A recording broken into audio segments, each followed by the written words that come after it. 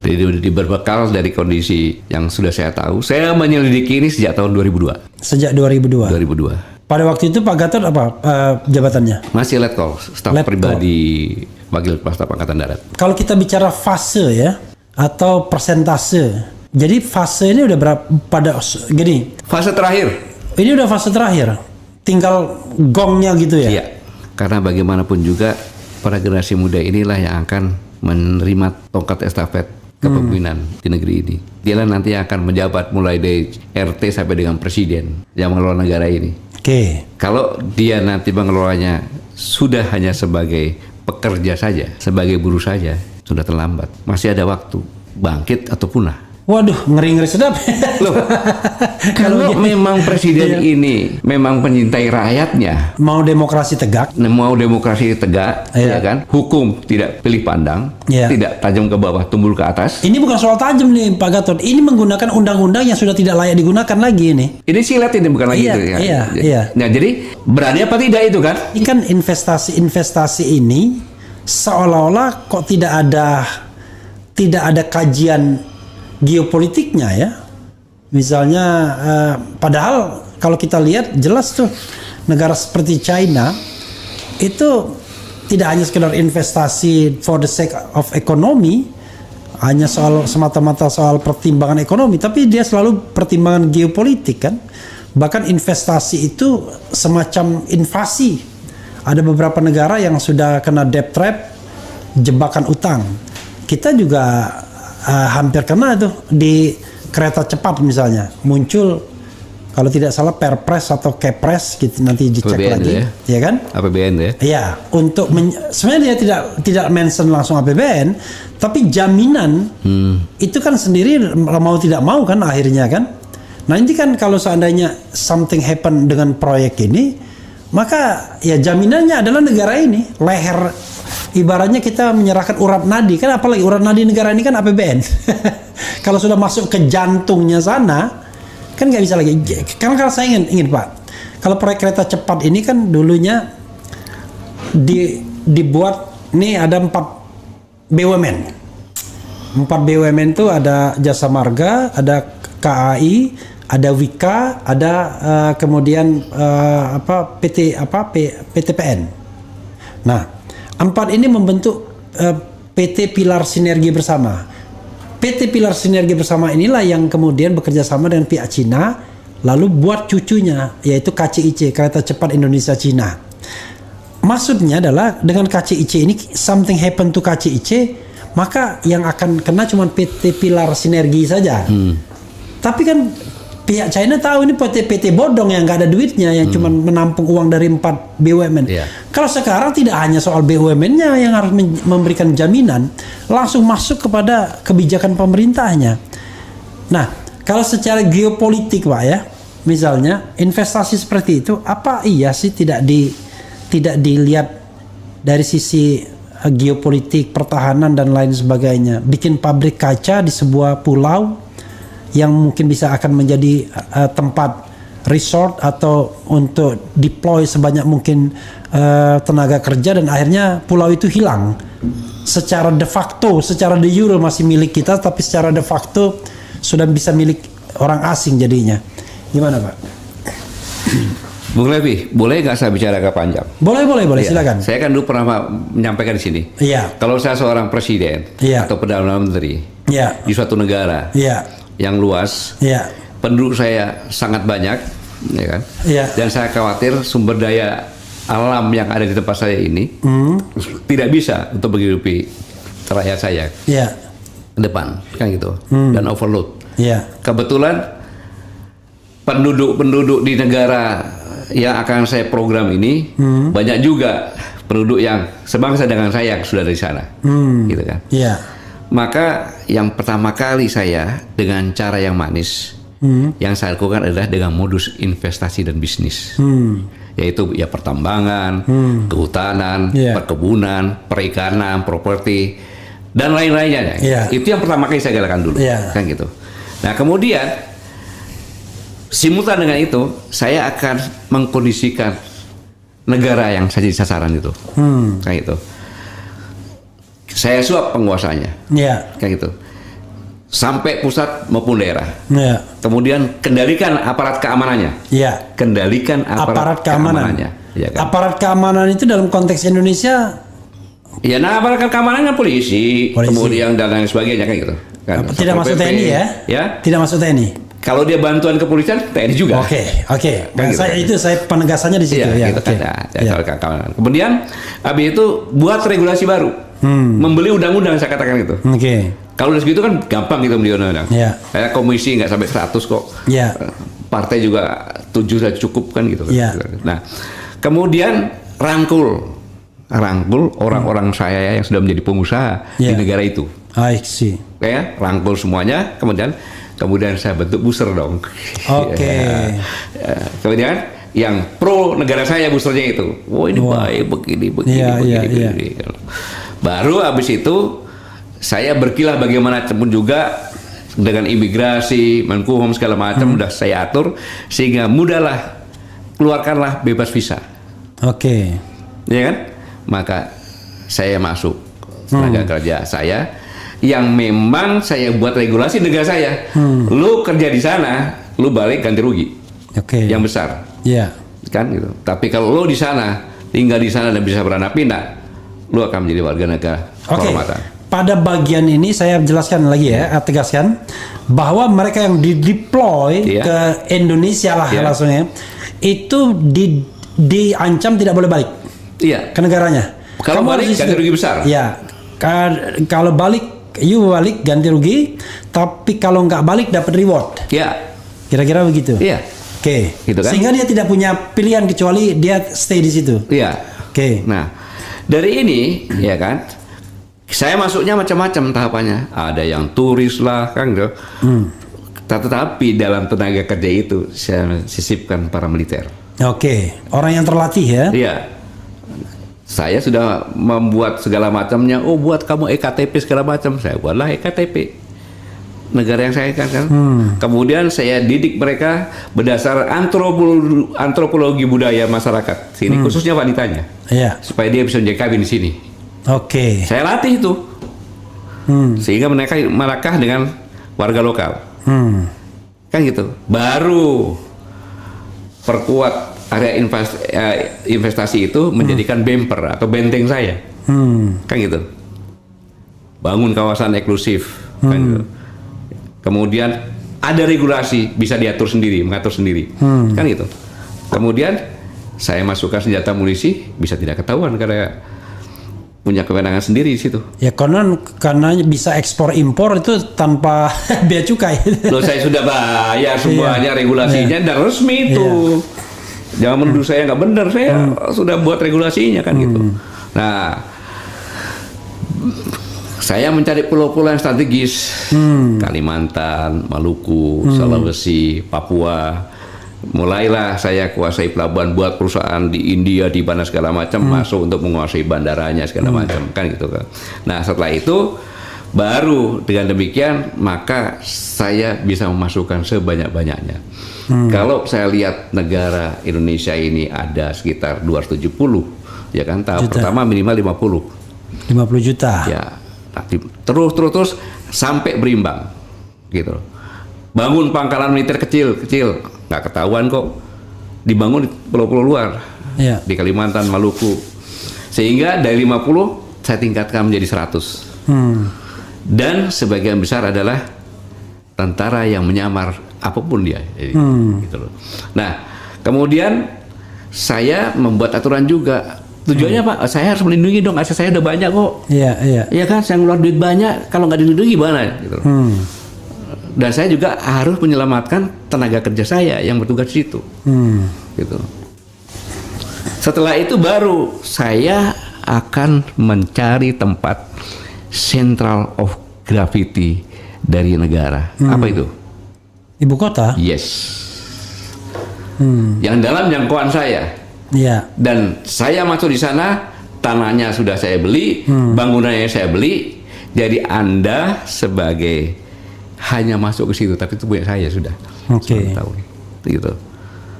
Saya kuasai fisik tanahnya, kan gitu. Saya bentuk pemerintahan boneka. Solve kan agresi saya, Solve nggak? Karena akses strategi saya sudah saya kuasai, baik itu ekonomi, politik, pertahanan, bahkan budaya dan sosial budaya. Iya. Baru setelah matang saya amandemen lagi undang-undangnya. Karena saya udah hampir undang-undang atau undang-undang dasarnya dia undang-undang dasar lah. Oke. Undang-undang dasar saya amandemen lagi sesuai dengan keinginan saya. Bisa itu saya. Dalam rangka puncaknya saya kuasai negaramu, ya kan? Saya kuasai Indonesia ini tanpa sebutir peluru pun sebutir peluru keluar, ya kan? Kemudian penduduk saya sudah hampir berimbang, udah 2/3, ya kan? Sistemnya udah saya buat, dan orang-orang saya yang pengalaman di daerah negara tetangga pinggiran saya itu, saya masukkan lagi situ. Iya. Kan itu. Karena apa? Peluang. Karena di negara itu baru demokrasi, tapi pemudanya diam. Sudah saya tidurkan. Dengan mainan-mainan yang saya buat. Ditidurkan dan sebagainya jadi mazer. Ya, narkoba, buzzer segala macamnya. Terakhir saya bilang, kasihan deh lu. Gitu kan. Karena lu goblok. Kan gitu. Maka gua bisa buat seperti itu. Lu banyak yang punya otak, tapi lu nggak bisa bekerja. Itu saya berpikiran gitu, boleh dong. Ya. Kalau udah berhasil, ya kan? Saya jadikan provinsi kayak, ya saya di internasional sih nggak ngapa-ngapain. Masih ada negara itu, dasarnya masih, tapi undang-undang dasarnya sudah bukan Pancasila lagi.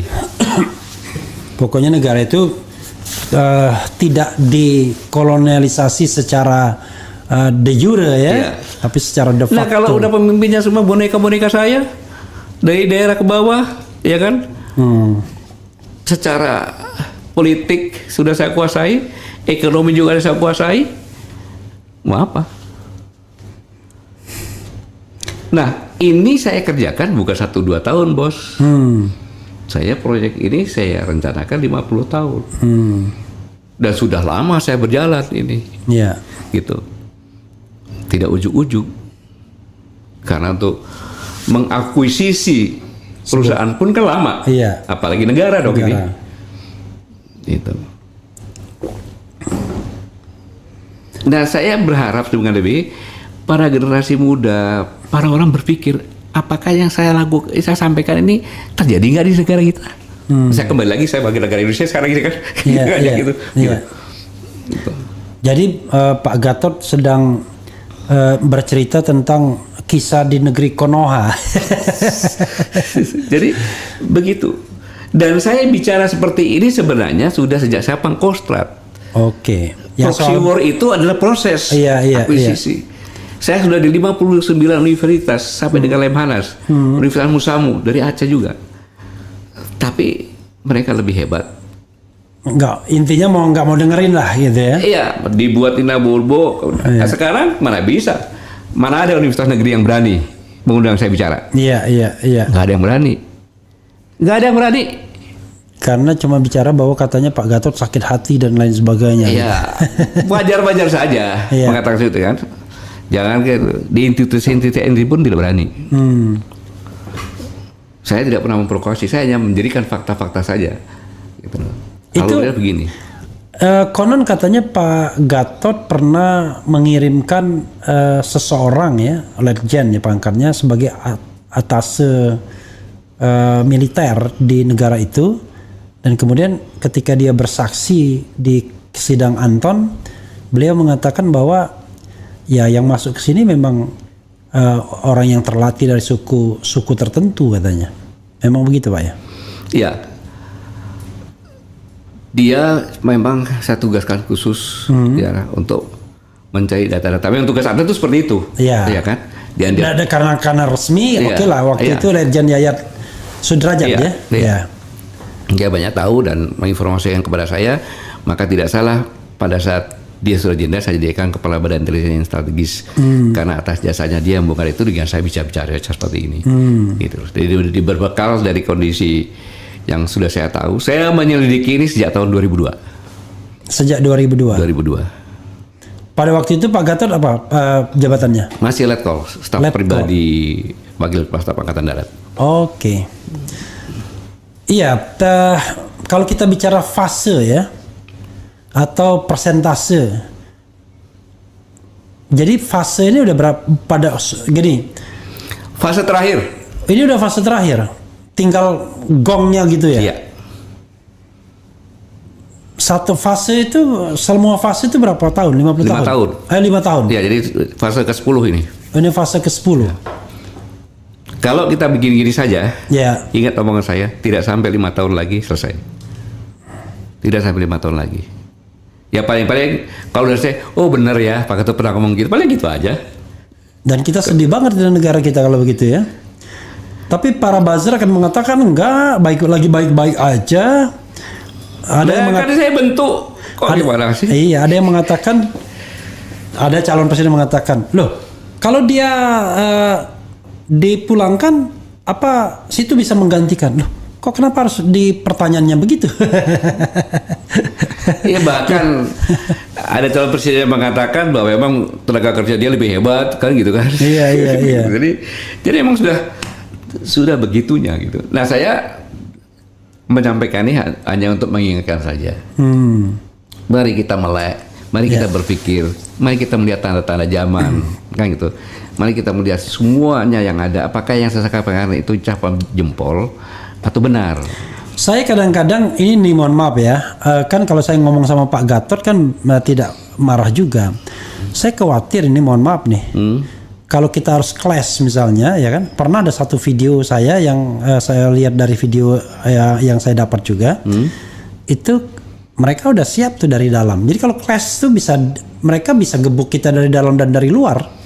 Ibarat pertarungan ya kan? Mereka di dalam mereka sudah ada di dalam kita. Jadi kalau mereka misalnya berhadapan di luar, begitu kita berhadapan di luar, tiba-tiba di dalam kita udah dari belakang sudah bisa gebukin juga. Tinggal gebuk aja kan? Iya. Itu dia. Itu yang kondisi yang sangat saya sedihkan itu. Jadi ya saya mau bicara apa lagi ya kalau pantas saja Pak Jenderal tidak niat bicara mengenai menjawab tadi pertanyaan. Apa itu? Tadi pertanyaan netizen di awal-awal tadi memang ada soal yang lebih besar. Oke. Dari soal yang lebih besar, soal yang besar ini, yang walaupun Pak Gatot tadi, Pak Gatot cerita seperti sebuah dongeng aja ya. Tapi it's happened already ya kan. Bahkan Pak Gatot mengatakan ini sudah fase terakhir ya. Jadi the last 5 years ya. Persoalannya adalah apa yang harus kita lakukan? Apa yang harus kita lakukan? Silakan Pak Gatot explore sebanyak-banyaknya gitu. Yang pertama adalah bahwa generasi muda kita ini jangan diam. Oke. Ya, amati semuanya ini. Ya, kemudian mengamati betul. Mengamati betul, karena bagaimanapun juga para generasi muda inilah yang akan menerima tongkat estafet kepemimpinan di negeri ini. Dialah nanti yang akan menjabat mulai dari RT sampai dengan presiden yang mengelola negara ini. Oke. Kalau dia nanti mengelolanya sudah hanya sebagai pekerja saja, sebagai buruh saja, sudah terlambat. Masih ada waktu. Oke. Bangkit atau punah. Oke. Gitu. Untuk generasi muda bangkit atau punah. Iya. Berikutnya. Ya untuk generasi yang sekarang, ya kan, mari peduli. Generasi yang sekarang tuh yang in power ya, yang sedang menjabat. Ya bukan generasi milenial. Ya. Tadi kan generasi muda untuk for the future. Nah sekarang yang existing. Iya. Apa? Sadarlah. Apa yang saya sampaikan ini coba diteliti. Apakah saya hanya omongan isapan jempol saja, atau benar kejadiannya apa adanya? Kalau yang sudah masuk dari bagian yang itu, cepat sadar kembali. Masih ada waktu untuk maksudnya kalau Kalau menjadi bagian dari konspirasi itu sadar baliklah balik ke Ibu Pertiwi kan begitu. Iya, bukan malah bikin kacau lagi kan gitu. Iya, iya. Boleh investasi boleh. Begini Bung Raffi ya. Sejak tahun taruhlah gampangnya tahun abad ke-19. Cina itu udah menguasai ekonomi dunia loh. Minimal 25%. Gitu. Suatu hal yang tidak bisa dipungkiri, kita harus bekerja sama ekonomi dengan China. Itu saya bicara. Iya. Kan gitu. Tetapi berbisnis. Gitu Bu Raffi. Yang namanya berbisnis itu, saya dengan Bu Raffi, ya kan? Iya. Saya punya semua fasilitas, kerjasama dengan saya. Saya tahu Bung Raffi bilang untungnya saya cuma 10 miliar kan gitu kan. Saya tahu sebenarnya 100 miliar. Iya. Kan gitu. Kalau kita nggak tahu, saya untuk 10 miliar kita bagi 2 dong, dikasih 5 miliar saya terima. Itu. Jadi orang-orang etnis China itu dalam berbisnis, kalau orang bilang itu cengli dia. Iya. Kalau kita tahu, tapi kalau enggak ya nggak salah dia. Ngapain? Bung Raffi ini dikasih apa? Kalau ayam tuh cekernya dia udah senang banget dia. Ya udah kita kasih ceker aja. Iya. Kan gitu. Tapi kalau gua tahu lo untungnya 1 ekor, masa gua udah kasih ceker? Bagi 2 dong. Nah, hal ini dari masing-masing pejabat yang ada dengan strategi mempelajari betul gitu loh. Gitu. Kita lihat aja hutang di bawah tanah gimana kan gitu. Karena ada penelitian. Bangladesh sudah kena jebak, negara lain kena jebakan gitu. Memang latar belakangnya ekonomi memang benar gitu. Tapi ekonomi itu sebagai senjata. Iya. Gitu loh. Itu yang harus sama-sama kita waspadai. Ya ini kita bicara soft war ya. Iya, jadi nggak perlu lagi pakai. Nggak perlu pakai. Nggak usah.